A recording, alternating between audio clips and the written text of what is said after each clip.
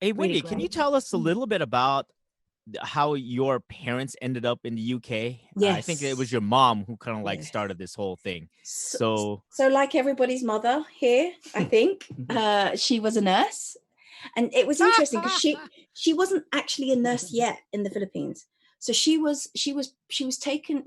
applied for a nursing position here in the UK. She was 17, very, very young.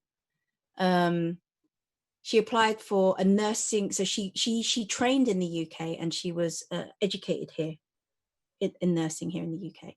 Whereas some mothers, of ours were trained and registered as nurses in the Philippines. Whereas my mum, she actually came very, very young age. I think she was 18 when she actually arrived here in the UK. Yes, 17, 16. 17, yeah, 17. Yeah, She was 18. young. She was very, 18. very young. Yeah. So I forget how young my mum actually was when she first arrived in the UK. And she came into for nursing early 70s.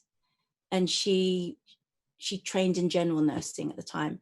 And then after, I think, her general nursing, she specialized in mental health.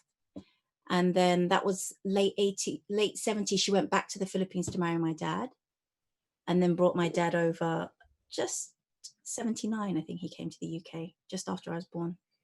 And so my parents came. He just passed the bar too. Yeah, so my dad had just passed the bar in the Philippine bar in the Philippines, and he came after just literally passing it. He was a police officer, a detective, and then he went to night school for law. But he left that to come to the UK to be with my mum and to raise me. To take care of this one right here. Of course. And but he always said that the UK was never it was only to raise us as kids. He always said that he was always going back to the Philippines once we finished school and we got married.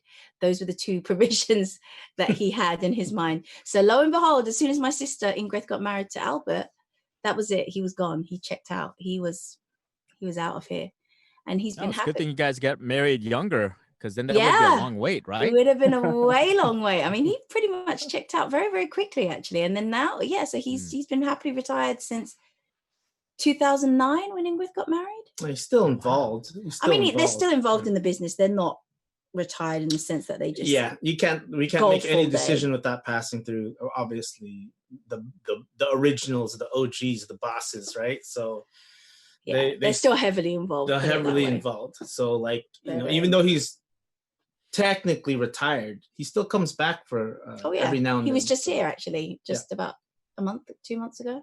Mm-hmm.